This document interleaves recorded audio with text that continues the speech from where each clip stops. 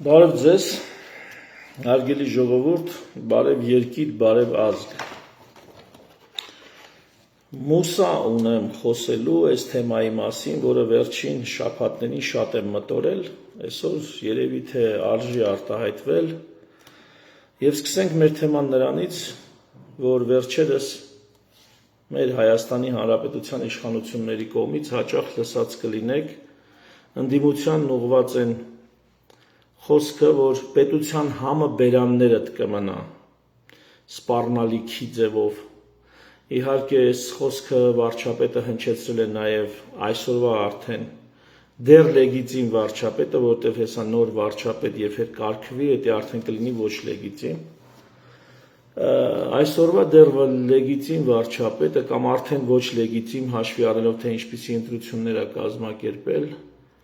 Սամվել Կարապետյանի հասցեին էր ասել պետության համը բերաններդ կմնա եւ ԿՊԱ-ականները կրկնում էին այս խոսքը, թե պետության համը բերաններդ կմնա։ Վերջերս էլի այս խոսքը կրկնեցին։ Եվ սա հələ եկեք մտորենք, որ որպես սպառնալիք է հնչում։ Այնինչ պիտի որ իրականում պետության համը քաղցր լինի։ Եթե պետության համը քաղցր չի, մարդիկ ինչի պիտի համախմբվեն, կազմակերպվեն պետականորեն։ Ինչի պիտի մարդիկ պետության առաջ պարտավորություններ ստանձնեն, ինչի պետության հանդեպ մարդիկ պիտի պարտքի զգացում ունենան, եթե պետության համը քաղցր չի։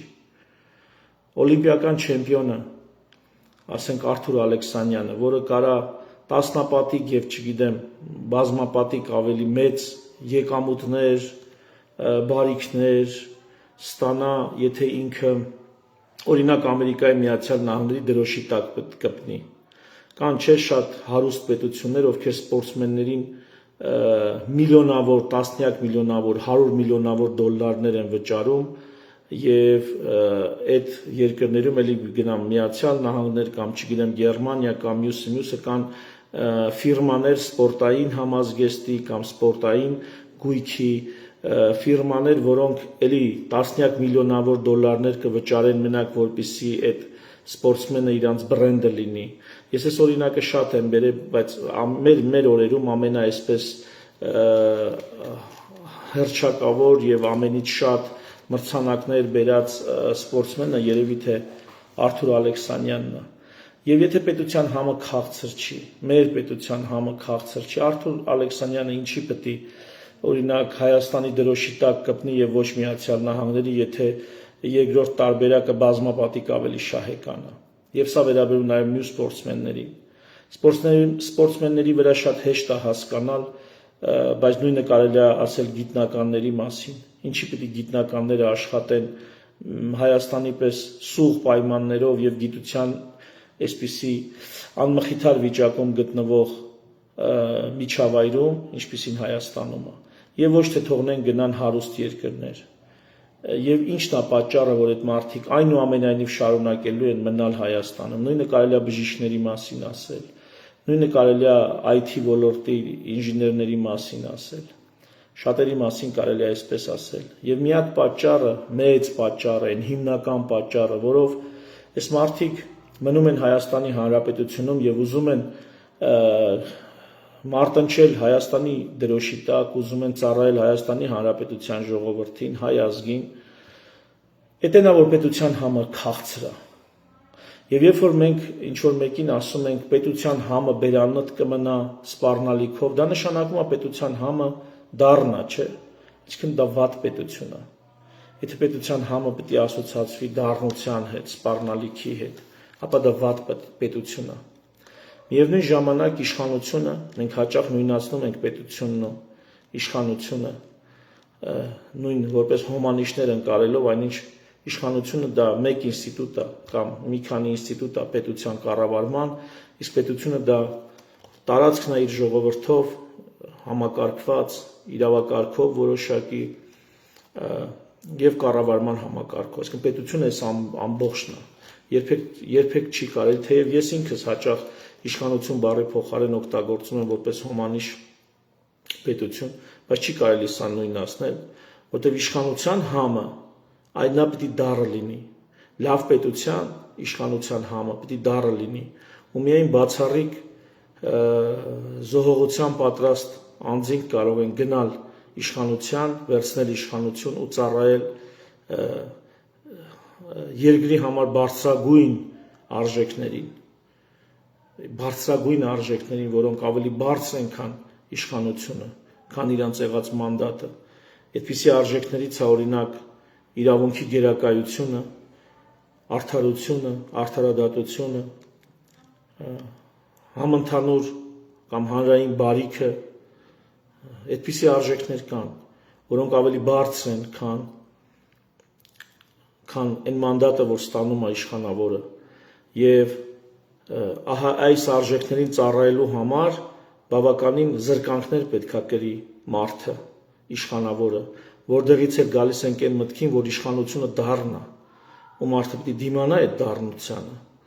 դիմանա այդ դառնությանը, ինքն իրեն զրկելով մեծ հանրային բարիք գործի։ Բայց մեզ մոտ հակառակն է, այո, պետության համը դառնա, ու պետության համը բերաններդ կմնա, ասում են,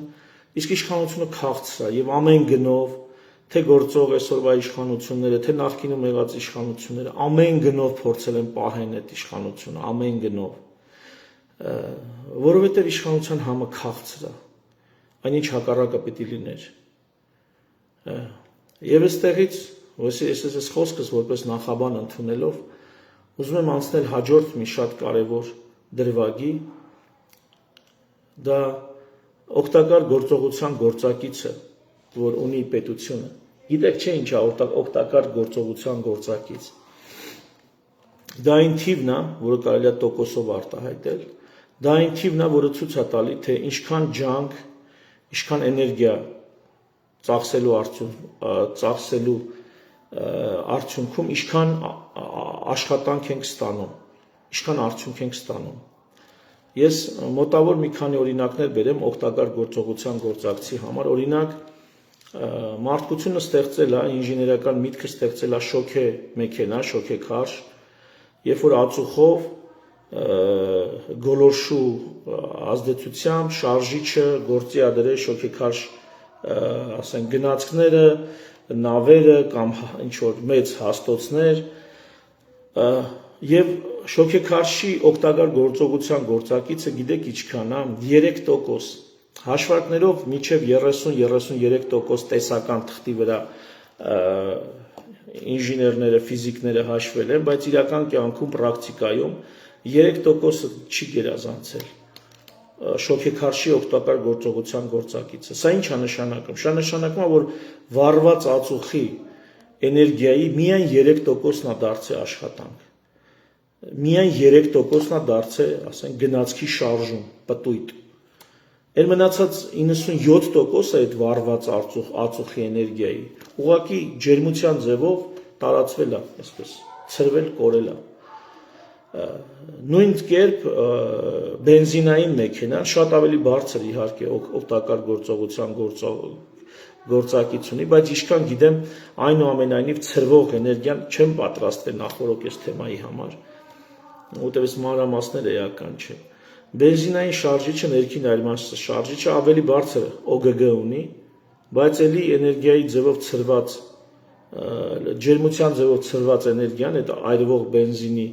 էներգիայի շատ ավելի մեծ մասն է կազմում, քան օգտակար աշխատանքը։ Էլեկտրական շարժիչների համար արդեն հաշիվները մի փոքր այլ են, էլեկտրական շարժիչների ՕԳԳ-ն շատ բարձր է, 80-90%, թեև սա վերապահումով պետք է ասել, բայց հիմա ֆիզիկայի մեջ չեմ ուզում մտնել։ Շատ ավելի բարձր է, այսինքն ծախսված էներգիայի շատ ավելի մեծ մասը դառնում է աշխատանք, պտույտ եւ մի փոքր մասը ցրվում է ջերմության ձևով։ Այսինքն այստեղից գալիս ենք պետությունը որպես համակարգ, նայեք 3 միլիոն մարդ հավաքվել, կազմակերպվել ենք որպես պետություն։ Հիմա մեր աշխատանքի քանի տոկոսն է դառնում արդյունք, դառնում արժեք, դառնում զարգացում։ Այսինքն տակը ինչ է մնում մեր այս չարչարանքի։ Ինչքան կազմակերպված է համայնքը գործում, այնքան արդյունքում մեծ մնացորդում մեծ է արդյունքը։ Ինչքան անկազմակերպ է, ցաք ու ցրիվ է, անհամաձայնեցված է, պառակտված է, ինչքան կոռուպցիան շատ է, ինչքան ծանոթ բարեկամներով են պաշտոնի նշանակում, ինչքան մարդկանց տաղանդը չի դրսևորվում, ինչքան մարդկանց տաղանդը անտեսվում է, ինչքան տաղանդավոր եւ աշխատել ցանկացող մարդկանց խանգարում ես, ինչքան անպետքներին առաջի պլան ես բերում, ինչքան արտադրող մարդուն, բիզնես անող մարդուն խանգարում ես,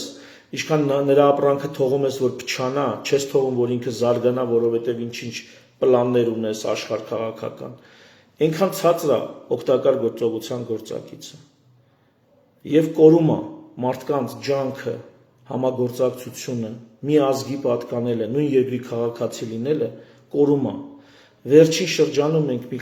խայտառակ բանի ականատես եղանք, երբ որ Սփյուռքում ապրող կամ երկքաղաքացի հանդիսացող, մի խոսքով վերջի 2 տարում մի տարի Հայաստանում չգտնվող մարդկանց ընտրելու իրավունքից զրկեցին, այնինչ այդ մարդիկ իրենց աշխատանքով էներգիայի աղբյուր են, իրենց աշխատանքով նրանք պիտի որ երգիրը էլ ավելի հզորացնեին, իրենց ներդրումներով, իրենց մասնակցությամբ։ Ասենք ինչքան պիտի հիմար լինի մի ժողովուրդ, որ իր երկրում ինքը ապրի 3 միլիոն, իր երկրից դուրս 7 միլիոն, ու փոխանակեն 7 միլիոնի կարողությունն ու էներգիան, բերի եւ այս 3 միլիոնի կազմակերպած պետությունը հզորացնի, զարգացնի, մի բան էլ հակառակը, վախացնի, հուշ տանի, այն դրսի 7 միլիոնին ասի դուք գնացեք, դուք ստեղի հետ գործ չունեք, դուք ընդհանրապես հերիքա որ հայ եք մնացեք, արագ արդեն կամաց ամեն մեկը որ երկրում ապրում է, թող այդ երկրի ինքնությունը ազգային ворթեգրի, որովհետև հայրենիքը պետություն, այս պետությունը հայրենիք, սենց ինչ որ ախմախ լոզունգներով, իսկ նույն ժամանակ մենք ունենք հարևան երկիր, որը ունի օրինակ նավթ, մի րոպե, հա, մի րոպե,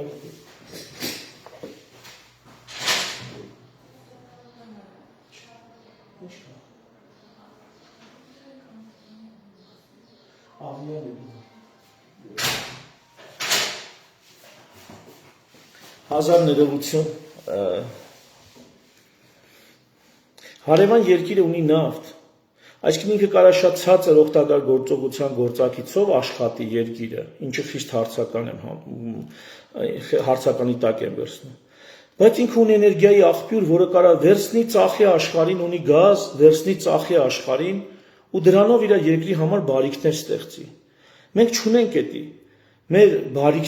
բարիք ստեղծող ուժը, էներգիան մեր գլխի մեջ է, մեր հոգու մեջ է, մեր միասնականության մեջ է, մեր կազմակերպվածության աստիճանի մեջ է։ Սրա տիպիկ օրինակ, ասենք, պատկերացրեք 10 հոգանոց սպեցնազ, շատ լավ կազմակերպված ու շատ լավ զինված, 10 հոգանոց սպեցնազ, զինվորական, հատուկ ջոկատային։ Ու նրանց առջև, ասենք, 100 հոգանոց որսորդների անկազմակերպ բանակ, թեկուզ 200-500 հոգանոց որսորդների անկազմակերպ բանակ, թեկուզ էլի շատ լավ զինված, բայց անկազմակերպ, իրար չճանաչող, իրենց գործողությունները իրար հետ չհամաձայնեցված, նախկինում զորավարժություններով չանցած, չներդաշնակեցված, իրենց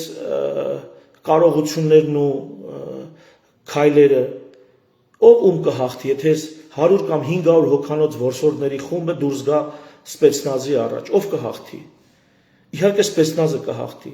ով ոչ միայն զորավարժություններով անցել, այլ նաև բազմաթիվ մարտական գործողություններ, օպերացիաներ իրականացրել միասին,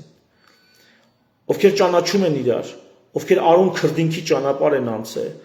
ովքեր իրանց նվիրված են, ովքեր իրենց կյանքը կտան իրանց ընկերոջ համար, իրանց կողը կանգնած զինվորականի համար։ Մենք պատկերացրեք, այս տեսակ միավորում 10 հոգանոց ընդամենը եւ 100 կամ 500 հոգանոց որսորդների անկազմակերպ բանակ, որը կհաղթի մրցույթի ժամանակ։ Եթե նույնիսկ էլ որսորդները ունենան տանկեր եւ այլն, սպեցնազը էլի կհաղթի, որովհետեւ շատ ավելի կարևոր է կազմակերպվածության աստիճան, այսինքն շարժիչը, որ ունես, ինչ շարժիչ է։ Եթե դա շոքեքարշ է, ամենալավ շոքեքարշն անգամ օգգն 3% է։ Ծախսած էներգիայի 3%-ն է դառնալու արդյունք։ Եթե քո կազմակերպվածության ձևը, օրինակ էլեկտրական մեքենա է, էլեկտրական շարժիչ է, ապա այդ էլեկտրական շարժիչի OGG-ն լինելու է 80-90%։ Հուսամ սխալ չեմ ասում, ֆիզիկ մարդիկ կան կամ կարաք մի հատ փնտրեք, բայց միտքը հաստատ սխալ չեմ ասում։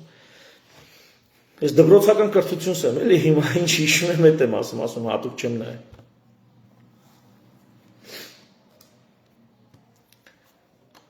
Եվ մենք ունենք այսպիսի հարևաններ, ունենք հարևան Վրաստան, որը ունի ծով։ Իսկ դա ահռելի արդեն նրան ծախսերից հետ է պահում։ Եթե մենք ունի երկաթուղի, որով կապված է թե Ադրբեջանի հետ, թե Թուրքիայի հետ, ունենք այսպիսի հարևան Վրաստան, ունենք Իրան, որ էլի ահռելի մեծ էներգակիրներ ունի եւ խիստ մոբիլիզացված է որոշակի կառուցվածքի մեջ, հատկապես կրոնական մոտիվացիայով, սա էլ իր հերթին որոշակի առավելություններ ունի եւ թերություններ ունի։ Ունենք Իրան, որը թքած ունի ամբողջ աշխարհի կարծիքի վրա, ունի այնպիսի, ասենք, դաշնակիցներ, ինչպիսին Չինաստանն է, ով վստահում է Իրանի ղեկավարների տված խոսքին, ոչ թե Հայաստանի պես մի տարի մի ձև են ասում, մյուս տարի լրիվ ուրիշ բան կասեն։ Մի խոսքով այս OGG-ն օգտակար գործողության գործակիցը շատ կարևոր է, թե տվյալ երկիրը ինչ օգտակար գործողության գործակից ունի։ Եվ այն երկրները, որոնք ունեն ահռելի ռեսուրսներ, էներգակիրների տեսքով, աշխարհագրական դիրքի տեսքով, հովանավորների տեսքով, այս երկրները կարան իրանց թույլ տան վատ կազմակերպված լինեն, ցածր OGG-ով աշխատեն, շոքեքարշ լինեն, հա, եթե ունեն անսպառ ածուխ, նրանք կարան իրանց թույլ տան 3% OGG-ով աշխատեն։ Բայց եթե մի ուրիշ երկիր ոչ այդ ածուխն ունի, ոչ բենզին ունի, то ոչ էլ էլեկտրաէներգիա ունի, այսինքն ունի ատոմակայան, բայց քանի որ դա ռուսներն են կառավարում, վերջ պետքա փակել, ռուսների ոտքը լարել, իսկ Թուրքիան ու Ադրբեջանն էլ ինչ են ուզում են, որ Հայաստանը ատոմակայան չունենա։ Բա Հայաստանն ով է ատոմակայան ունենա, ընդհանրապես Հայաստանի պես երկրները ով է լսե ատոմակայան ունենան։ Բայց Սովետ միության ժամանակ ինձ համար երևի ամենամեծ ձեռքբերումներից, որ Սովետ միությունից Հայաստանին մնացել է, երևի թե մեկը ատոմակայանն է, որովհետև այս կարգի, այս մասշտաբի երկրները ատոմակայան ունենալու շանս չունեն։ Թուրքիան ատոմակայան չունի, այ ընկեր։ Թուրքիայի պես երկիրը միջևում ատոմակայան չունի։ Եվ Թուրքիան ատոմակայանը կառուցում, բայց պայքարում է, որպեսզի Հայաստանում ատոմակայանը փակվի։ Եվ հայաստանյան իշխանությունները եւ նրանց շրջակա սազանդարները գալի այստեղ հեքիաթներ են պատկում մոդուլային ատոմակայանների մասին, որ աշխարհում գոյություն չունի։ Գոյություն չունի աշխարհում մոդուլային ատոմակայան։ Այսինքն ինչ գոյություն ունի, որի անունը մոդուլային ատոմակայանն է։ Սարցահատի ռեակտորը, Սարցահատը գիտեք, նավա։ Սարցահատի ռեակտորը ռուսները միտեղ դրել են, աշխատացնում են, ասում են, ասի մոդուլային ատոմակայան։ Էլ ինչ կա, գազային սառեցման մի մոդուլային ատոմակայանի փորձ Չինաստանն անում, այս տարի պիտի գործարկեր, եւ ջրային սառեցման մոդուլային ատոմակայաններ, որը Հայաստանի համար են նախատեսվում, ուղղակի գոյություն չունեն աշխարհում։ Աշխատող չկա, հա, ծրագիր կա, մոդելներ կան, փորձարկումներ կան, բայց պատրաստի աշխատող ատոմակայան չկա։ Բայց մեզ հեքիաթ են պատմում մոդուլային ատոմակայանների, ինչի, որ մենք հրաժարվենք մեր իսկական ատոմակայանից, մեր մասշտաբային ատոմակայանից։ Ուղղակի հրաժարվենք։ Էշեշ թողենք, որ դա գնա։ Դե սրոկը լրացել է, որտեղ եթե հրաժարում ես ատոմակայանից, համ այդ լավ է որ թուրքերի համար, որ դու այլևս ատոմային էներգիայի հետ չես աշխատում։ Համ դա լավ է արևմուտքի համար, որ ռուսների ոտը կդրում ես ստեղից։ Ու եթե տենց անուղեղ կերպով ասում ես, հա, ամեն գնով ռուսների ոտը, հա, ռուսների ոտը կդրենք, կսարքենք մի քանի հատ կոտեջները, տենց թքած կպցրած, կգան, ստեղ կֆրֆրան, ծիրան կուտեն, անունը կդնենք ծիրան ենք արտահանում, հա, ուտելով էլի, որ գալիս թե ուտում են, դե նշանակում ծիրան ես արտահանում, վարչապետի հանճարեղ միտքն է։ Մենք ինչ կանենք, մենք պրոստին կլվանք, ազգովի պրոստին կլվանք, ինչ վատ գործ է որ։ Տուրիստը կգա, կֆռա, մենք պրոստին կլվանք այդ տուրիստի համար, որ հաջորդ տուրիստը գա։ Ու տենց ամեն տուրիստի հետևից պրոստին կլվանք ու երգիր կպահենք։ Ինչ ատոմակայան, ինչ բան այ մարդ։ Ինչ թիթիզ բաներ։ Բայց դա այն պոտենցիալն է, որը ճիշտ կազմակերպելու դեպքում մենք բարձրացնելու ենք մեր OGG-ն։ Ահա եթե այդպես էներգակիրներով կամ դիրքով կամ չգիտեմ դաշնակիցներով կամ հովանավորներով հարուստ երկրներ իրանց կարան թույլ տան մի քիչ վատ կազմակերպված լինել։ Մենք իրավունք չունենք վատ կազմակերպված լինել։ Մենք շանս չունենք գոյություն ունենալ վատ կազմակերպվածության պայմաններում, այսինքն պառակտվածության պայմաններում, իրար նկատմամբ ատելության, իրար միս ուտելու պայմաններում։ Ես չեմ ասում բոլորս մի մտքի լինենք, պետք է լինի բազմակարծություն, պլուրալիզմ պետք է լինի, թե մոտեցումների, բազմազանություն պետք է լինի, թե մոտեցումների, թե պատկերացումների, թե առաջարկների, այդ ամեն ինչը պետք է լինի։ Չի կարա մի բան ասպես բերվի զորով օրինակ ես վերջերս օրինագիծ էին ուզում առաջ տանեին, որտեղ կենդանիների նկատմամբ պատասխանատու վերաբերմունքի շրջանակներում ուրեմն շներին 12 ժամից ավել եթե կապի վրա է պահում, այդ մարդը պետքա տուգանվի։ Այսինքն շանտերը, եթե շունը 12 ժամից ավել է կապի վրա մնում։ Ու լավ բան է, ես կուզենամ ընդհանրապես շները ապրեն հոտերի հետ, բոլոր շները լինեն հովիվների հետ, հոտերի հետ, ազատ, շրջեն եւ այլն։ Բայց այդ աբսուրդ է, էլի ասենք մարդուն հարկադրես հայրել Հայաստանում, որտեղ գյուղերում 90%-ը շները կապի վրա են ու ոչ միայն 12 ժամ, կարող է 12 ամիս կապի վրա մնան ու տես դասավորված գալիս է միջև հիմա։ Միգուցե հա պետք է մի քիչ փոխել, պետք չի 12 ամիս կապի վրա թողել, բայց տենց վիճակներ էլ կա։ Ու հիմա բերում են այտենց մի կարծիք կա, մի ձախական, արևմտամետ, ձախական, անհեթեթ բնությունից ու կյանքից կտրված կարծիք կա, քաղաքի պոնչիկ ուտող, իր ճաշակով ու իր կենսաբանության նկատմամբ անգրագետ մոտեցումով, կյանքի գյուղի նկատմամբ ընդհանրապես առանց պատկերացումների մի հատ մոդել կա, եկել են օրենքի ուժով ուզում են այդ մոդելը հաստատեն։ Սենց է ու վերջ։ Իհարկե դա չի փոխի իրականությունը, շները էլի շարունակել են կապի վրա մնալ, բայց դա ինչ է բերում երկրում։ Դա երկրում բերելու է այն, որ գյուղացին, ով իր շանը շաբաթներով կամ ամիսներով կապի վրա է պահում, էլի պահելու է, ոչ ոք չի թալու դա ստուգի։ Բայց օրենքին արդեն դա հակասում է։ Այսինքն գյուղացին արդեն գիտի, որ պետք է ապրել օրենքը խախտելով, որովհետև պրակտիկ կյանքում օրենքը չի աշխատում։ Օրենքը խանգարում է պրակտիկ կյանքում, որտեղ նույնիսկ չոբանաշները, որ ամբողջ կյանքերը ամբողջ տարին հոտ են արածացնում, էլի ձմռան ամիսներին կապի վրա են լինում ու կարան լինեն շաբաթներով կապի վրա։ Չոբանաշները գոմերում արդեն ձմեռանոցներում այսպես ասած։ Դա նույնը եղել է կոլխոզի ժամանակ։ Հանել օրենքներ, որոնք պրակտիկայում չեն աշխատելու, նշանակում է մարդկանց սովորեցնել, որ պետք է ապրել օրենքները խախտելով։ Որտեղ մարդիկ վերջին հաշվով օպտիմալ ճանապարհն են գտնելու։ Էլի գալիս եմ օգտակար գործողության գործակցին։ Ստեղծել մի այնպիսի համակարգ, որտեղ օրենքները այնքան անհեթեթ են, որ նորմալ մարդը, եթե վախկոտ հպատակ չի, նորմալ մարդը դա անպայման շրջանցելու ձև է գտնելու։ Խի որտեղ անհեթեթ է, օրինակ այդ աղի օրենքը, չէ, չնայած չգիտեմ էլ դա օրենք դա որոշում է, աղ պետք չլինի սեղաններին։ Անհեթեթություն։ Չեն պահելու մարդիկ այդ կարգը։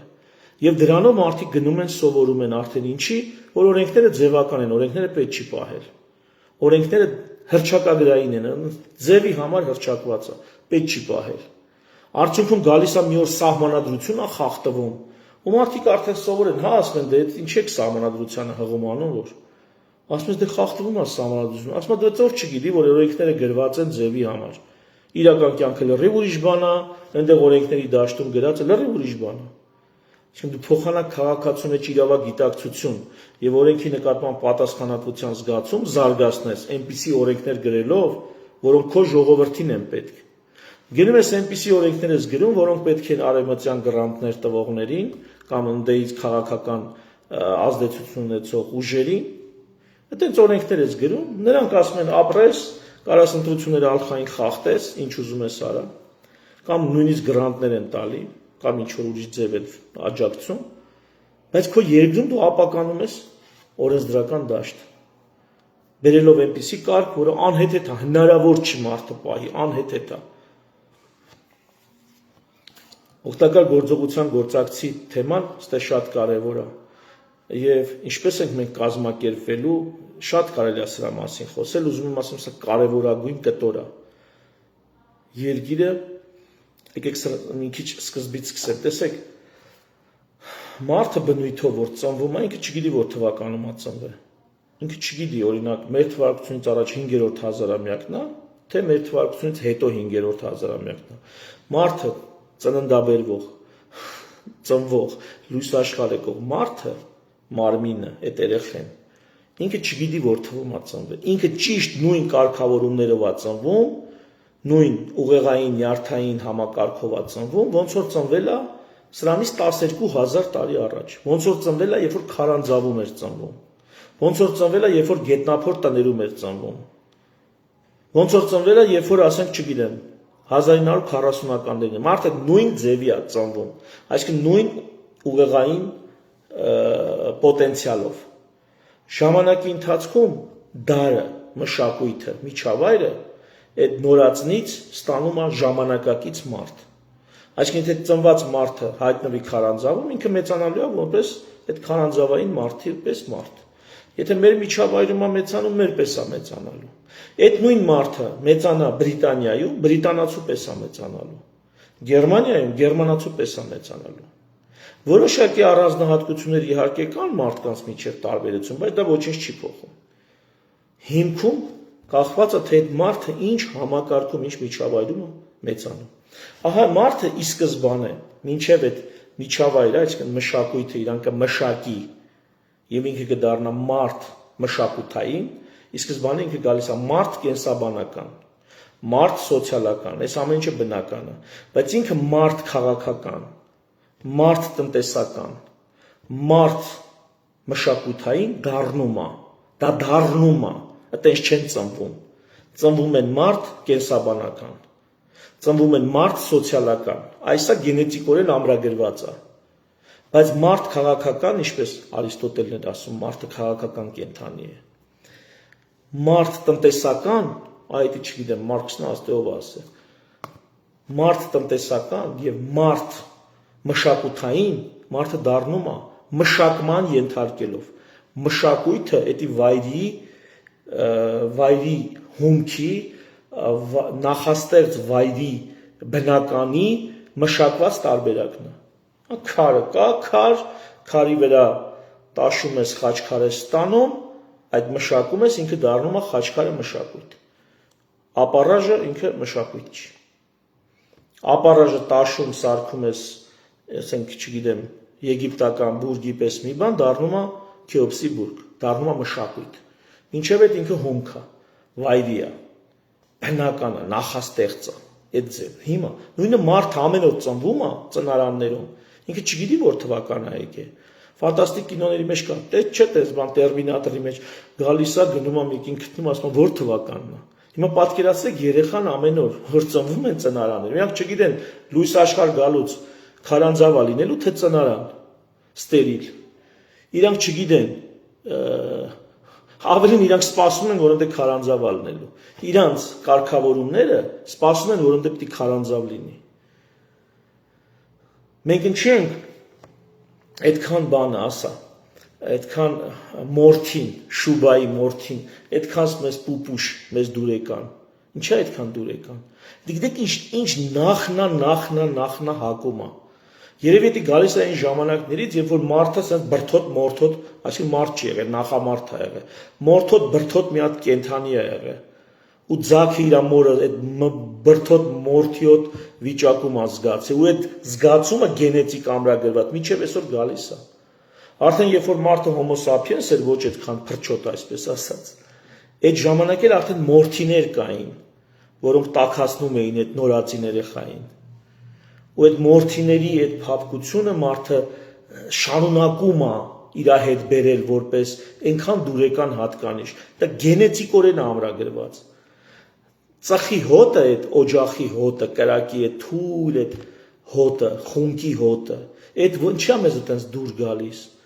Որովհետև այդ կրակը վերջի 300,000 տարին մեր անցյալ նախնիների կենցաղում եղել է, երեխեն ծնվել է, չի ծնվել, հոտը առել է։ Դա այդքան մեզ համար դուրեկան բան է։ Ինչ ասեմ։ Ահա այդ մարդը, որ գալիս է բնությունից, ինքը չի գալի, որ ստե լինելու է պետություն։ Պետությունը դա ժամանակի ընթացքում արհեստականորեն քաղաքակրթության մշակույթի կողմից ստեղծված կազմակերպվածություն է, կազմավորում է։ Պետությունը դա մեր գեներում չկա պետություն։ Մեր գեներում կա համայնք, տոհմ, ցեղ։ Այ մեր գեները դրան պատրաստ են։ Կարա չսովորացնես ավտոմատ դեպի մարդը դրսևորելու է, համայնք, տոհմ, ցեղ։ Այդ ամեն ինչը մարդը գիտի գենետիկորեն։ Պետությունը մարդուն պիտի սովորացնես։ Պետությունը մարդուն պիտի կրթես, որ ինքը դառնա պետություն, հասկանա ինչ բան է։ Պետությունը դա մեծ ցեղը չի։ Մեծ ցեղում բոլորը բոլորին մեկ է, ճանաչում են։ Սա հարաբերությունների ուրիշ ֆորմատ է։ Սոցիալական կապիտալի, այսինքն կապերի, ուրիշ ամրություն է։ Պետության մեջ մարդիկ 99%-ով իրար չեն ճանաչում։ 3 միլիոն հայ է, քանիսին եք ճանաչում այդ 3 միլիոնից։ Բայց համարում եք ձեր ազգակիցը, ձեր յուրայինը։ Սա ուրիշ ֆորմատ է համախմբման եւ համագործակցության։ Էսի պիտի կրթես, էսի պիտի զարգացնես։ Էսի ինստինկտյան չի լինում։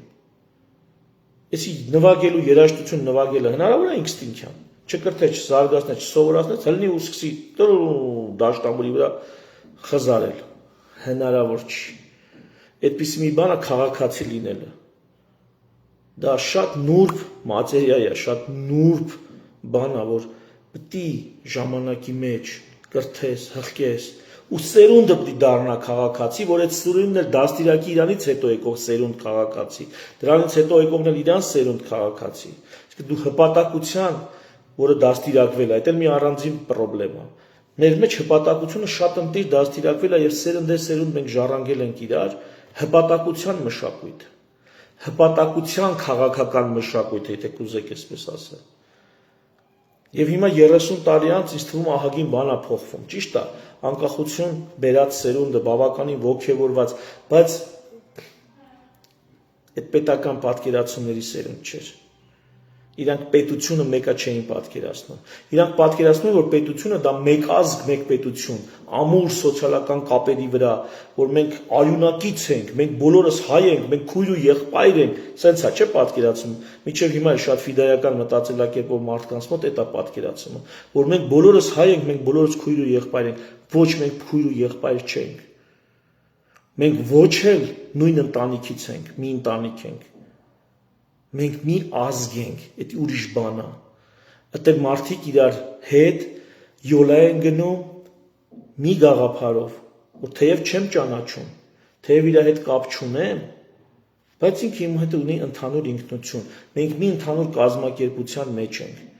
քաղաքական կազմակերպության մեջ ենք, որը կոչվում է պետություն։ Նայեք մի sense հետաքրքիր բան կա, ու ուզում եմ բացատրեմ այդ ոնց է, էլի, որ մենք մի ազգ ենք, դա չի նշանակում մի ընտանիք ենք կամ քույր ու եղբայրներ ենք, ամենևին։ Տարսիվես վաբշե քույր ու եղբայր չենք։ Դա թույլ սոցիալական կապերի արդեն մասին է խոսքը, թույլ սոցիալական կապերի տեսությունն է, որը լինում է անհաշվելի մեծ թվով մարդկանց միջև, որն է պետությունը։ Ուժեղ սոցիալական կապերը, քույր, եղբայր, ընկեր, բարեկամ, խնամի հարաբերությունները, դրանք փոքր խմբերին են բնորոշ, այն ցեղերին,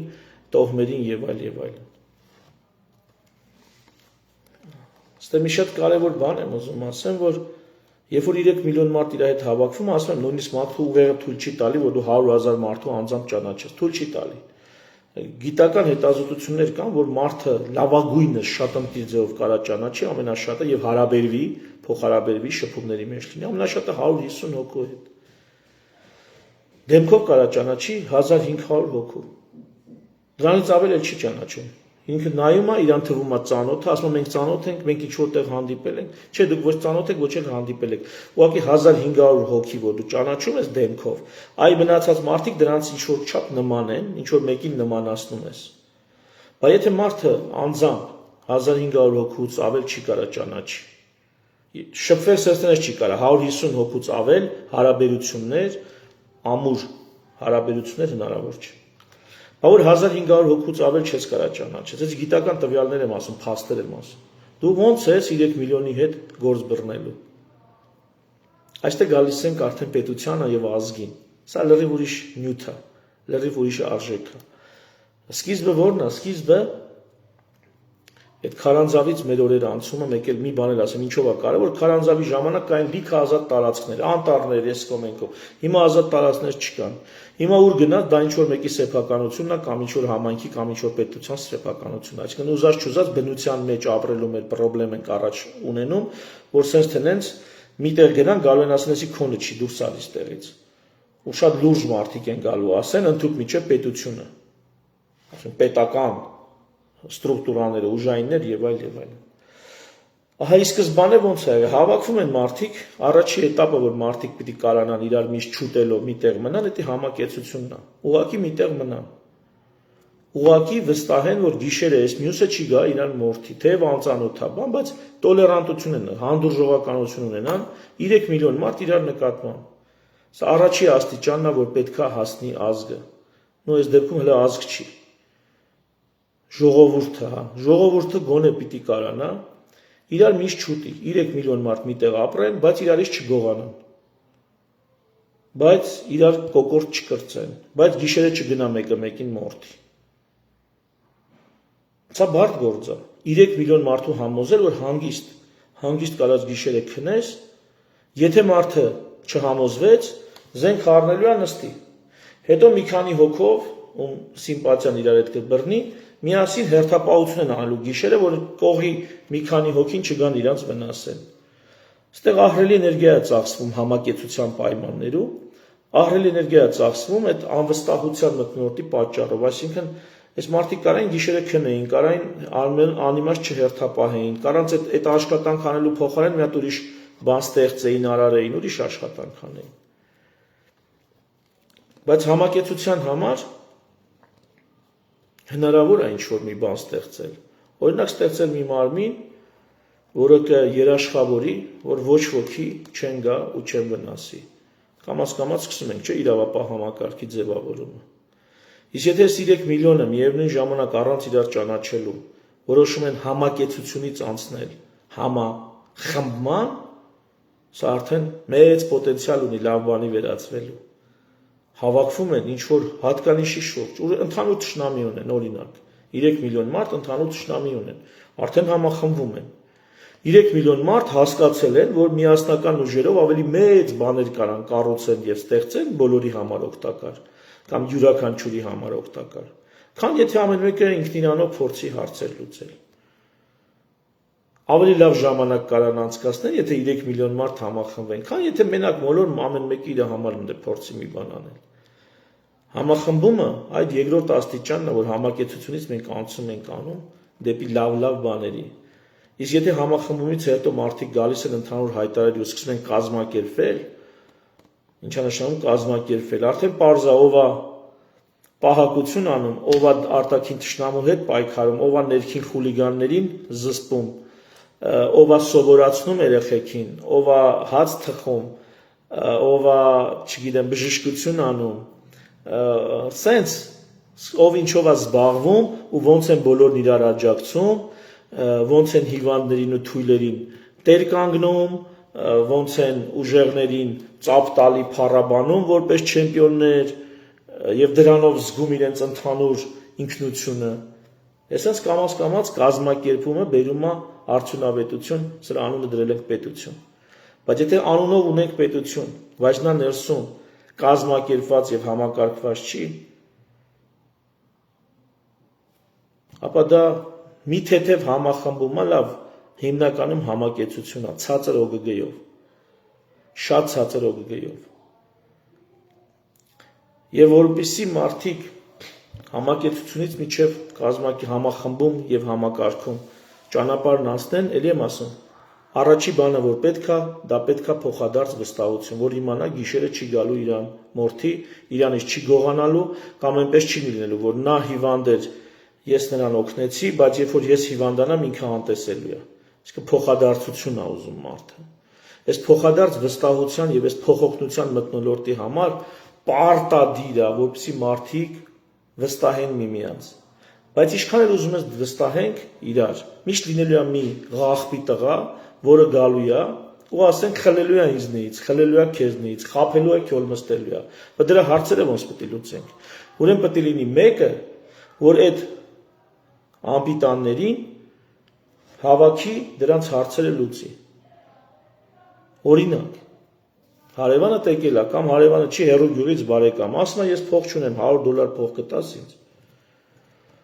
Ասես ունեմ, $100։ Դերում մարդը վերադարձնում է այդ $100-ը, հավատ կա իրար նկատմամբ։ Բայց եթե նա խաբեց այդ փողը չվերեց, ինչ ա լինելու, սկսելու ես կասկածել, չես վստահում։ Ու հիմա եկեք 90-ական թվականներից նայենք, թե հայերի մեջ, հայերիս մեջ ինչքան են սենց մարդիկ փող առե ու հետ չեն տվել։ Այսինքն գցե, մի հատ հիշեք, անverջ։ Բայց ժողովուրդը ոնց պետք է վստահի իրար։ Այնինչ, եթե մարդիկ իրար վստահեն, կարող է մարդը $100 դնի, չգիտեմ, մի 100 հոգով, ու մի հատ բիզնես ստեղծեն 100 հոգով, ու միասին մեկին բերեն աշխատավարձ տա, որ կառավարի այդ բիզնեսը, միասին աշխատեն այդ բիզնեսում, որտեղ վստահում են իրար։ Բայց եթե մարդիկ չեն վստահում, որովհետև հազարավոր անգամներ տվել են $10 կամ չգիտեմ, որ թվին ոնց ա եղել, 90-ականներից սկսած, տվել են ու հետ չեն ստացել, իրանց խաբել են ու գցել են։ Այս մարդիկ չեն վստահում իրար։ Ես էլ չեմ խոսում ինստիտուտների նկատմամբ վստահության մասին, որը օրինակը բերեցի արդեն։ Օրենքով գրած է սենց, մարդը վստահել է, որ ինքը օրենքով կանի ու ամեն ինչ լավ կլինի, բայց տենց չի եղել։ Սկսել է արդեն օրենքի ինստիտուտի նկատմամբ անվստահություն։ Մարդուն ասlen գիտես ինչ կա, դպրոցը տենց բան է, գնում ես լավ ես սովորում, ընդունում ես բուխ, ընդել ես լավ սովորում, ընդունում ես լավ աշխատանքի։ Մարդը լավ է սովորել, գնացել է բուխ, կամ չի ընդունվել, կամ լավ է սովորել, բայց փող չի ունեցել, որ բուխ գնա սովորի։ Բուխը ավարտել է, աշխատանք չի գտնում։ Սկսեցին կրթական ինստիտուտների նկատմամբ անվստահություն։ Մամուլը որպես տեղեկություն տրամադրող ինստիտուտ հասարակական։ Մարդիկ վստահել են, թերթում գրած է, ինչ ես խոսում։ Տելևիզորով են նորը ասեցին, դու գիտես, դա հետո կամաց տեսնեմ, որ թերթերում գրում են ամեն տեսակ խաբեբայություն, ամեն տեսակ սուտ, ամեն տեսակ մանիպուլյացիա, նույնը հեռուստաեթերով, ու սկսում են անվստահություն նաև մամուլ ինստիտուտի նկատմամբ։ Եկեղեցուն են մարդիկ վստահել, տերտերներին են վստահել, կամ բժիշկներին են վստահել, որ սրանք առաքինի մարդիկ են։ Առաքինի մարդիկ են սրանք, բարձր բարոյականության տեր մարդիկ են։ Հետո տեսնեմ, որ չար ու չատլախից շատ չեն տարբերվում այս մարդիկ։ Ու էլի ինչքան մեծ է իրանց նկատմամբ հարգանքը այս ինստիտուտների նկատմամբ, որ շարունակում են բժիշկներին փողոցում բժիշկ ասել, թեև անուն ազգանունը շատ լավ գիտի։ Բայց էլի շարունակում, իսկ հոգևորականներին այնուամենայնիվ եւ եկեղեցուն մարդիկ այնուամենայնիվ աջակցում են։ Բայց ինստիտուտների նկատմամբ հավատը խարխլված է։ Այսպես կարող են բանակը, մենք տարածաշրջանի ամենաուժեղ բանակն ենք, 20 թվականին պրծավ այդ պատկերացումը։ Այս ինստիտուտի նկատմամբ էլ խարխլվեց հավատը, նույնը դատարանների նկատմամբ, նույնը կառավարության, պարլամենտի, լիքը բաների նկատմամբ։ Արդյունքում ինչի ենք մենք գալիս ասնում։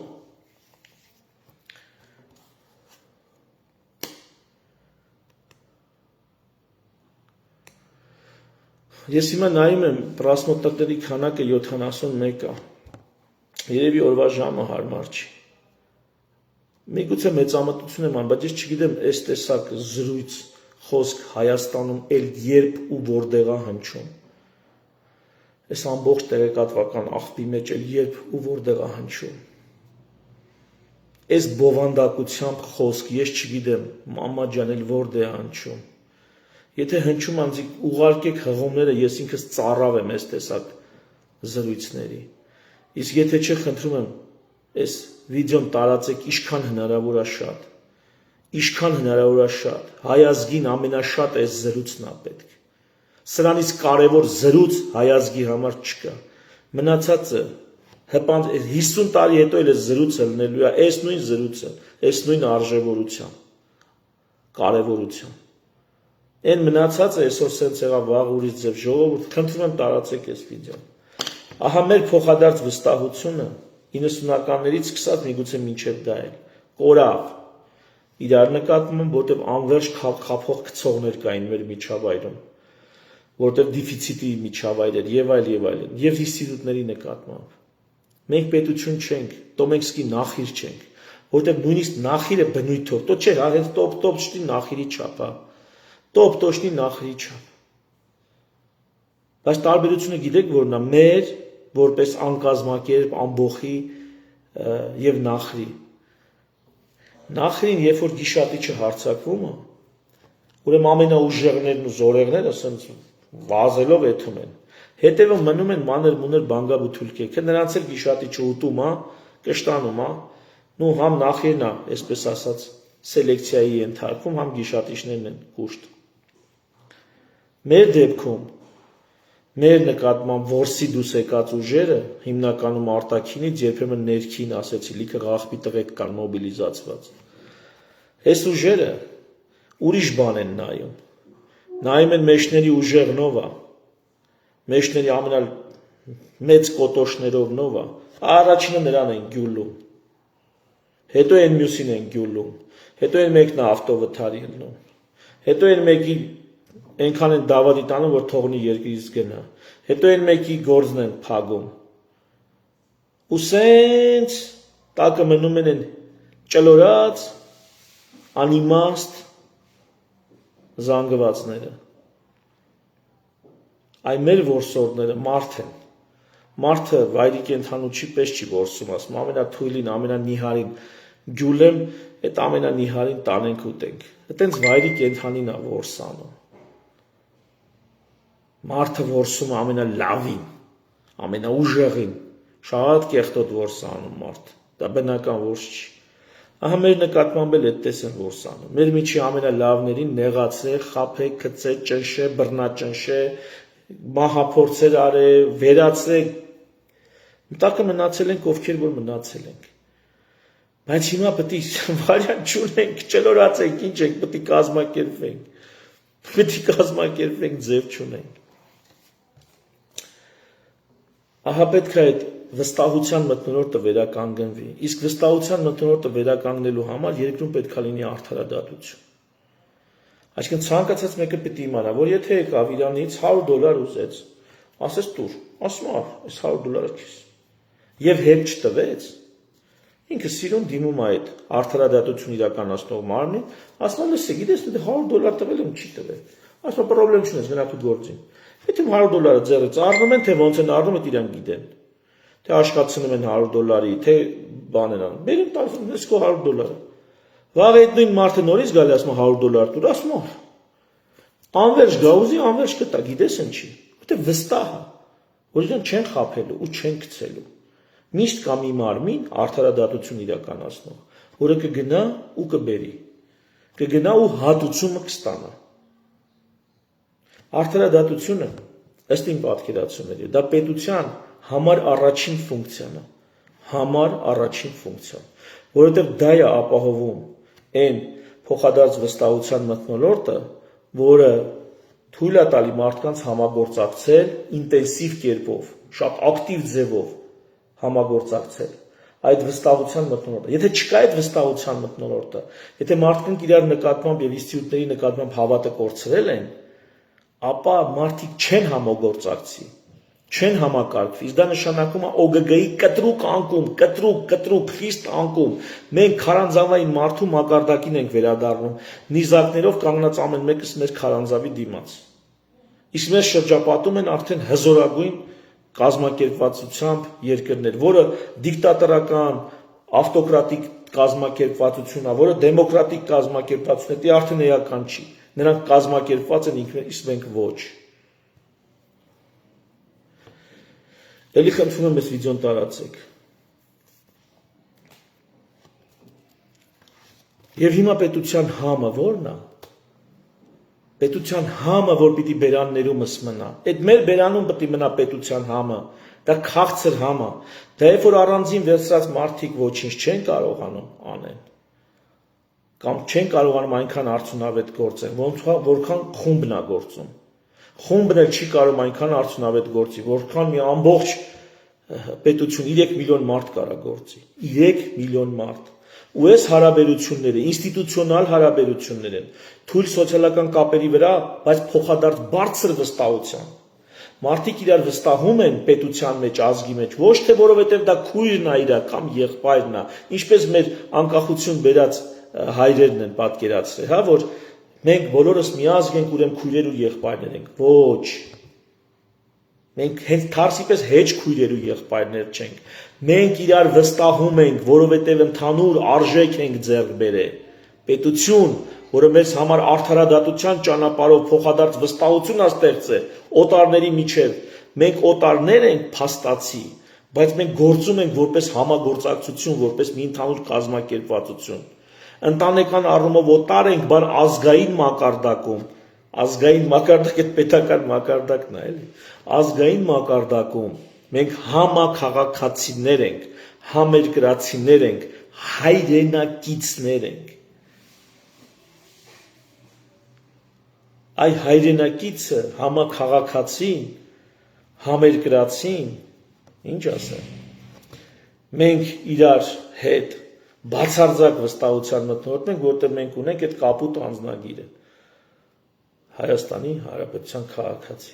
ու մեզ համար մեկը դիմացին է, ինչ սեռի է, ինչ կրոնական համոզմունքների է, ինչ էթնիկ պատկանելության է, ունի այդ անձնագիրը, վсё, նա մերոնցից է,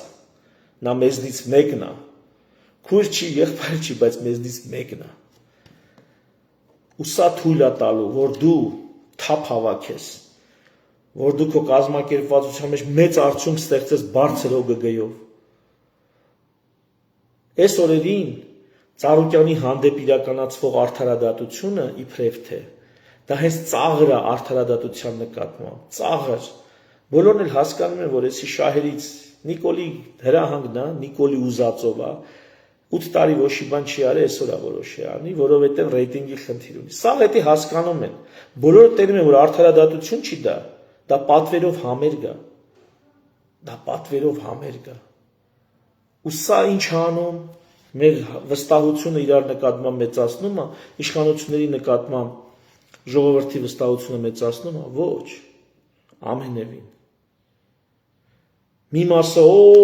իրանց նախանձից դրդված ողջունում են, մի մասը հայոյում են, ես ինչ եք անում, սա ինչ անում։ Մեզ ավելի լավ է կազմակերպում միմյանց հետ։ Ընտրությունները նոր են ավարտվել, հիմա ամենա կազմակերպվելու սեզոնն է։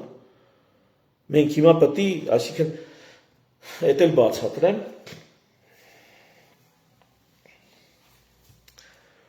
Կենդանիներն ունեն բազմացման շրջան։ Բազմացման շրջանում արուները իրար գլուխ են տալիս եղջյուրներով, չգիտեմ, տարբեր գիշատիչ կենդանիներ միգուցե sense կռիվներ են անում, բայց ամենայն դեպս դառնում են ավելի անուշադիր։ Բազմացման շրջանը զուգավորման շրջանն անցավ, ոչ մի բազմացման, այլ զուգավորման շրջան։ Զուգավորման շրջանը անցավ, վերջ, փոխվում է ռեժիմը։ Մեկ էլ է մյուս տարի այդ նույն շրջանում կլինի այդպիսի անկայունություն համայնքում։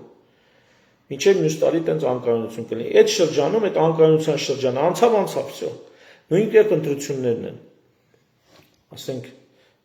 ես կարծում եմ, որ ամենահաճախ 2 տարին մեկ պետք է լինեն, բայց ոչ բոլոր ինստիտուտներում, տարբեր ինստիտուտներում 2-4-6 տարի մեկ ընտրություններ։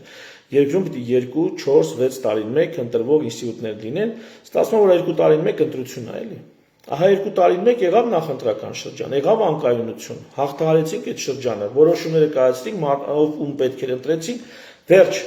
հետո պետք է շատ արագ նորից հավաքվենք իրար գլուխ, շատ արագ պետք է վсё ընդունենք, 2 տարի հետո նորից կվիճենք, նորից կվիճարկենք։ Սա շատ կարևոր է, հետընտրական շրջանը շատ արագ վերադառնալ շտատնի ռեժիմի, այսինքն երկիրը, հանրությունը, պետությունը, տնտեսությունը պետք է հետընտրական շրջանում վերադառնա աշխատանքի շտատնի, չգիտեմ հայերեն ոնց կլինի շտատնի ռեժիմի։ Մենք հակառակը ընտրությունները բռնելը շտատնի ռեժիմի փոխարեն ավելի գրգռում են, ավելի խառնշտում են։ Ժողովուրդ սենց չեն կազմակերպվում, սենց երկիր չեն լինում, սենց համայնք չեն լինում, ու սենց ՕԳԳ շատ ցածր է լինում, եթե լինում ընդհանրապես։ Ավարտեմ։ Խնդրում եմ տարածեք այս վիդեոն։ Եվ վերջում, ինչի կեսօրին արեցի, որտեվ ազատ էի մուսասել տեղներ։ Եվ վերջում, այս ամբողջ հարցերը, որպեսզի մի անգամ ամրագրվեն, պայմանավորվեն եւ հետո սրբորեն հետևեն, ազգերը սահմանադրություն են գրում իրենց հասարակարգը, իրավակարգը, քաղաքական եւ պետական կարգն են ամրագրում սահմանադրության մեջ Ելի լիքը գործեր են անում, բայց առաջի հերթին ու ամենակարևորը սահմանադրություն են գրում։ Բայց այդ սահմանադրությունը գրում են ոչ թե տենց մեկին ասում մի բան ընդ գրի բեր, կամ մի հատ լավ բան ընդ գրի բեր, դա տենց չեն գրում։ Այդ սահմանադրությունը գրելուց ամբողջ ազգը դա օրակարգ դարձած օրեցօր քննարկում է, օր-օրի քննարկում է, օր-օրի օրակարգ դարձած քննարկում է, սենց է ճիշտ, թե սենց է ճիշտ։ Եկեղեցին պետությունից անջատ է, թե անջատ չի։ Մենք ունենք պետական կրոն, թե չունենք պետական կրոն։ Օրինակ Հունաստանը ունի պետական կրոն, այսինքն պետական կրոնի հասկացությունը, եթե մեզ ներկայացնեն, որ դա խտրականություն է, բան, Հունաստանը եվրոպական ընտիր երկիր, Եվրամիության երկիր ունի պետական կրոն։ Իրանց կրոնը պետական է, իրանց եկեղեցին ուղղափառ դա պետական կրոն է, սահմանադրության մեջ ամրագրած։ Սենց հարց։ Սահմանադրության մեջ պետք է կարգավորվի, չգիտեմ, աբորտների հարցը կամ, չգիտեմ, որդեգրման հարցը, թե դա բաց ենք թողում սահմանադրության մեջ ավելի կարևոր բաներ ենք դնում, այն մնացածը ժամանակի ընթացքում կխախկենք, կհստակեցնենք։ Սահմանադրության մեջ գրում է ոնց որ մեր սահմանադրության մեջ երկար բարակ 202 հոդվածով, թե գրում ենք ոտից գլուխ մի 30 հոդված, 40 հոդված քաշվում ենք մի կողմ։ ԱՄՆ սահմանադրությունը երբ որ գրվել է, դա կատարյալ մոդել է, ոչ թե ես տենց իմ սիմպաթիան է, դա օբյեկտիվ իրականություն է։ ԱՄՆ սահմանադրությունը գրվել է, ձևավորվել է եւ միջև հիմա գործելը դա իդեալական մոդել է, ոչ թե իդեալական, այլ էտալոնային մոդել է ամբողջ աշխարհի համար։ Չկա աշխարհում մի երկիր, որի սահմանադրության համար ԱՄՆ սահմանադրության գրվելու, ձևակերպվելու եւ գործարկելու ընթացքը էտալոն չլինի։ Ոնց որ կանոնը, լավն է, վատն է, կանոնի էտալոն է սանտիմետրերի ենթադրենք կամ երկարության։ Հիմա նայեք Սահմանադրությունը գրելուց բազմաթիվ ամբողջ մամուլը դրա մասին է խոսացել, ահռելի վեճեր, տարաձայնություններ, քաղաքական ուժերը լուրջ այսպես խմորել են, թե ինչ տեսակ պետք է լինի իրանց սահմանադրությունը։ Հիմնադիր հայրերից Համիլտոնը եւ Մեդիսոնը հատկապես այդ երկուսը։ Ու Ջեֆերսոնն էլ իր հերթին Ֆրանսիայում դեսպան էր։ Ընդեղից էր ինչ որ բան, բայց Համիլտոնն ու Մեդիսոնը գրում են ֆեդերալիստի թղթերը հոդվածներ են դրանք, որ 80 հոդված կարծեն, որոնք թերթում օրեցօր տպվում են։ Այսինքն պատկերացրեք 80 հոդված թերթ, մի քանի թերթ է, մի բանը կազմում։ Թերթում տպվում է, մարդիկ գնում կարդում են, ով կարդալ գիտի, ով հետաքրքրված է։ Կարդում են, թե ինչ է, մի օր խոսում են պարլամենտի ժամկետի մասին, մի օր խոսում են արդարության մասին, մի օր խոսում են զորքերի մասին, մի օր խոսում են չգիտեմ ինչի մասին։ Այս ամեն ինչը սահմանադրություն է։ Սենց են մարդիկ սահմանադրություն գրում։ Այսինքն ամբողջ ազգը ներգրավված է, գոնե ազգի մի զգալի մասը, ներգրավված է այդ քննարկումների, այդ որոշումների մեջ։ Երբևէ Հայաստանում տենց բան ա եղել։ Դուք տես բան եք հիշում, որ Հայաստանում քննարկվում էր հոդված առ հոդված գոնեն հիմնական կետերով, նրբություն առ նրբություն քննարկվում, լուսաբանվում, մարդկանց բացատրվում, մարդկանց կարծիքը լսվում։ Տես բան ա եղել Հայաստանում։ Իսլանդիան օրինակ ունի, երբ որ սոցիալական ցանցերով սահմանադրություն են գրել, ոչ թե սահմանադրագետները, այլ հենց ժողովուրդը։ Սահմանադրությունը գրել են, բայց վերջը իշխանությունները բոլոր փուլերը օրինական անցնելուց հետո իշխանությունները արգելեցին, որ դա մտնի հանրաքվեի, արգելեցին, բայց ժողովուրդը ցույց տվեց, որ քաղաքացիական նախաձեռնությամբ հնարավոր է այսօրվա տեղեկատվական տեխնոլոգիաների սոցիալական ցանցերի միջոցով հնարավոր է այդպես սահմանադրություն գրել։ Իհարկե այնտեղ որոշակի կարգ կար, հա, կարծիք հայտնելու եւ այլն, ոնց անել, որ ժխորի չվերածվի, բայց մարդիկ դա արել են։ Իսլանդիայում մի քանի տարի առաջ։ Բայց նման բաները դուր չի գալի, առաջինը Եվրամիությանը դուր չի եկել։ Այնտեղ հարցեր ունեին, բանկային խնդիրներ ունեին։ Հունաստանի պետական կրոնը ոչ մեկի դուր չի գալի։ Իհարկե Թուրքիան ունի սահմանադրության մեջ արձանագրված, որ ազգայնականությունը պետական գաղափարախոսություն է։ Թուրքիայի սահմանադրության մեջ գրած է ազգայնականությունը, նացիոնալիզմը, որ մեր մոտ տենց ես ինքս նացիոնալիզմը չեմ ընդունում, դա ասեմ իմացեք։ Բայց դա կապ չունի, իմ ճաշակը մի բան է, ճիշտը մի բան է, ասենք ճշտից խոսալուց ճաշակով չես խոսում, լոգիկայով ես խոսում։ Հիմա մեր մոտ տենց նացիոնալիզմ բան, ինչ կեղտոտ բաներ եք, վտանգավոր բաներ եք ասում, չէ՞։ Հա, բայց Թուրքիայի սահմանադրության մեջ գրած է, այդ սահմանադրությամբ էլ թեկնածու անդամ է Եվրամիության։ Հա։ Թեկնածուի կարգավիճակ ունի ոչ թե անդամ է, էլի։ Հա, բայց ո՞նց է դա սա։ Նրանց կարելի է, մեզի չի կարելի։ Հա։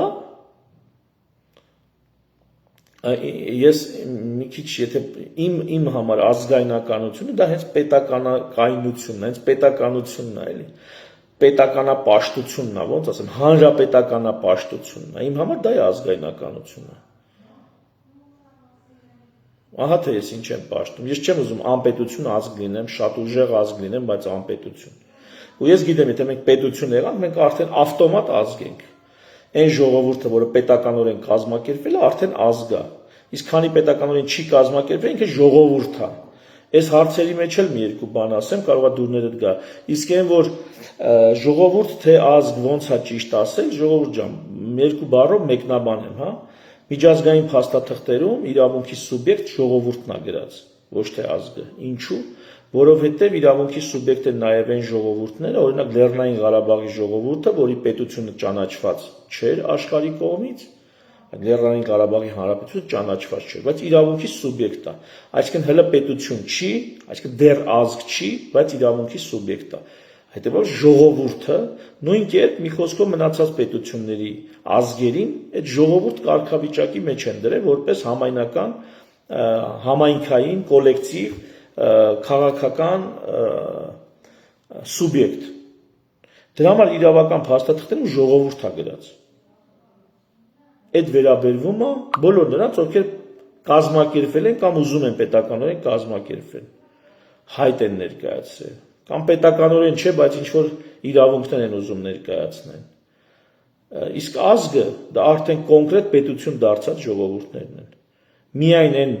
ժողովուրդներն են ազգ, ովքեր պետականորեն կազմակերպվել են։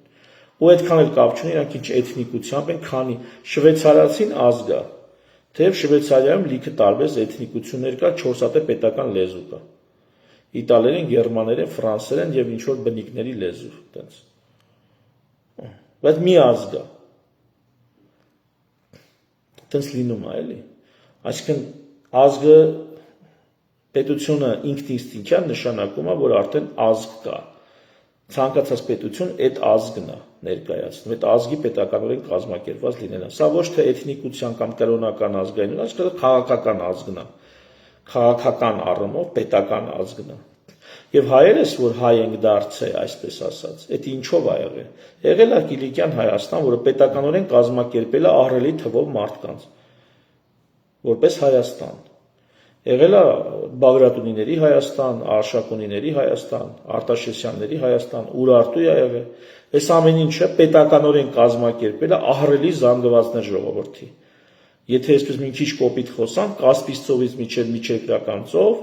Կովկասից մինչև իրանական բարձրավանդակ կազմակերպել են այս պետական համակարգերը։ Ես համոզված եմ, երբ որ այս պետական համակարգերը նոր էին հազարամյակներ առաջ կազմակերպում այս տարածքի վրա ցրված ժողովրդին, այստեղ 100 մի լեզուով էին խոսում մարդիկ, ամենատարբեր ռասաների էին պատկանվում, ոչ թե էթնիկությունն էին տարբեր ռասաների։ Մեկը եղել էր հիմնականում սևամորթ, մեկը եվրոպոիդ էր, մեկն էլ մոնղոլոիդ էր։ Համոզված եմ։ Ու այս ամեն ինչը հավաքել ստեղծել են ազգ։ Այդ հին Ուրարտուն եւ Ուրարտուից առաջ եղած պետական կազմավորումները ձևավորել հայ ազգը, այսինքն հայ ազգն էլ տենց Ադամից ու Եվայից քուր ու աղբեր իրար բեղմնավորելով չեն էլի բազմացել դառեբան մի մեծ ազգ։ Այնուամենայնիվ եղել է ազգագոյացման գործընթաց, որը երաշխավորում է միայն պետական կազմակերպման հովանու ներքո։ Միայն պետությունը կարա ազգ ձևավորի կերտի այդ մասշտաբների, հա, Կասպից ծովից միջերկրական ծով։ Թե չէ նրանք իրար շատ են ճանաչում, որ իրար համար են նույն ազգ։ Հետո Մեսրոպ Մաշտոցի գրերը այս ամեն ինչին լուրջ նպաստել են, հետո եկեղեցին լուրջ նպաստել այս գործին, շատ լուրջ։ Ու ձևավորվել ու ամրապնդվել ու զարգացել է հայ ազգը։ Եվ հիմա եթե մենք պետություն չունենանք, կկորի կգնա, սաղ կկորեն կգնան, Հայաստանում ով է ապրում։ Էթնիկ Ասորին, էթնիկ հայը, էթնիկ Ղարաբաղ, սաղ կորեն կգնան, սաղ։ Եթե մենք պետականորեն չկազմակերպենք։ Հնդկաստանը մի հատ փռշտ է, մի թեթև Հնդկաստանը փռշտ է, մի 50 միլիոն մարդ կհայտնվի այստեղ։ Տղայի մասը այդքանին տեղավորի։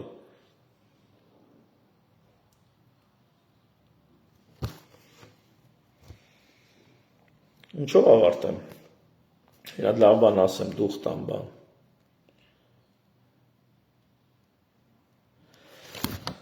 Հակոբ Գլեջյան ասում է, շնորհակալ եմ, ես էլ ձեզնից եմ շնորհակալ Հակոբ ջան։ Վերջում էդ ասեմ, ժողովուրդ տարածեք սա։ Մենք հիմա պետականորեն կազմակերպվելու խնդիր ունենք, իսկ դրա ճարտարապետական նախագիծը սահմանադրությունն է, որը ոչ թե մայր օրենք է, այլ գլխավոր գերագույն իշխանություն։ Սահմանադրությունը, այն որ ասում ենք իրավունքի գերակայություն, դա երկրում լինող գերագույն իշխանությունն է։ Սա այն է, ինչ մեր սահմանադրագետները, իրավաբանները եւ շատ քաղաքական գործիչներ կամ չեն ընդունում կամ համաձայն չեն սրա հետ։ Բայց երբ որ ես ասում եմ, մեզ պետք է սահմանադրություն, ընդհանուր վերլուծություններով, քննարկումներով եւ այլն, ու միայն ես չեմ դա ասում, ինձանից խելոք մարդիկ են դա ասում, բայց ես որ այդ գաղափարի ջատագովն եմ, իմ պատկերացումներով նախագահական երկպալատ պարլամենտ, սուբսիդիարության սկզբունքը ընդգծված, եթե կարելի է ասենց ասել։ Դա այն մեծ իշխանությունն է, որ մենք պետք է մեր երկրում ստեղծենք, որպեսզի վստահենք միմյանց, որպեսզի համագործակցենք։ Այսօր մենք չունենք իրավունքի գերակայություն։ Այսօր մեր երկրում բարձրագույն իշխանությունը մի հոգի մուտիլովշիկ, շատ տաղանդավոր մուտիլովշիկ է լրագրող մասնագիտությամբ, ամենատարբեր կեղտերի մեջ պատրաստ մաքուր դուրս գալու։ Բայց ես ուզում եմ, որ մեր երկրի ղեկավարը, գերագույն իշխանությունը լինի սահմանադրությունը, թղթի վրա գրած, պայմանավորված, ոնց որ Աստվածաշունչը գերագույն իշխանությունը, թելադրողը, ճիշտ ու սխալի որոշողը եկեղեցիներում ամենատարբեր, այնպես ես ուզում եմ այդ գաղափարները, արժեքները, որ կան քաղաքական եւ պետական, ամրագրվեն սահմանադրության մեջ եւ մենք հրճակենք դա որպես գերագույն իշխանություն, որպեսզի մեր երեխեքի մեջ դպրոցից սկսենք այդ սերունդը ձևավորել, որ ցանկացած պահի որ պետությունը ոտնձուկ պետություն է, դե սխալ ասած, իշխանությունը ոտնձգություն կան իր նկատմամբ, ասի մի րոպե, քեզնից վերև ընդ մեկը կա գործի եկի, ով է դա գործի եկի, սահմանադրությունը։ Եթե մի քիչ գրեհիկացնենք մեր խոսակցությունը, ապա վերջին անգամ մեր սահմանադրությունը խաբարեք, երբ է գործի գնացել։ Երբ են վերջին անգամ մեր սահմանադրությանը հղում արել ու ռեալ օգուտ տվել ինչ որ մարդկանց կամ երկրին կամ վերջին անգամ երբ ա եղել։ Մենք ունենք սահմանադրություն, որը պրոստը գործի չի եթում, ինվալիդ միտեղ ծալած դրած է։ Գործի չի եթում։ Սահմանադրական դատարան կա, բան կա, բայց սահմանադրությունը գործի չի գնում։ Սահմանադրությունը պետք է լինի իշխանական ինստիտուտ, որը գործի է գնում ամեն օր, օրը 24 ժամ, տարին 2 ամիս։ Չի քնում, չի ուտում, չի սովածանում, չի ծառավում, չի կաշառվում, բարեկամներ չունի, ծանոթներ չունի։ Բոլորի համար մի ընդհանուր գաղափար է ու մի ընդհանուր կարգ է, պետական, հասարակական, իրավական։ Այսա պետք է լինի, այս իշխանությունը պետք է ունենանք, որի ներքևում մարդիկ կիրականացնեն այդ բարձրագույն ինստիտուտը։ Եվ եթե մենք կարողանանք դա աշխատացնենք, այս մեծ քննարկումների արդյունքում մեր իրավագիտակցությունը բարձրացնելով, մենք դա կարողանանք աշխատացնենք, այդ դա կբերի բարձր օգտակար գործողության գործակցի եւ մեր բոլորի տաղանդը առավելագույնս կռեալիզացվի, առավելագույնս։ Բայց առանց դրա սուտա չի ստացվելու, հնարավոր չի, առանց դրա հնարավոր չի, ինչ ուզում եք արեք, քաղաքական ուժեր, քամակով էլ բոմբ գցեք, չեք կարա, անհնար է։ Ու այդ նոր սահմանադրությունը ոչ թե փակ կլուբներում պետք է գրվի, այլ ամբողջ ժողովրդի առաջ, մամուլում հրապարակվելով, բանավեճերով, դիսկուսիաներով, ամեն հարց առանձին դնել վերցելով։ Թերևս այսքանը, վերջին անգամ եմ խնդրում, կիսվեք այս վիդեոյով։ Այսի շատ կարևոր վիդեո է, այսի շատ կարևոր նյութ է, կարծում եմ։ Շնորհակալություն, միշտ հանդիպում։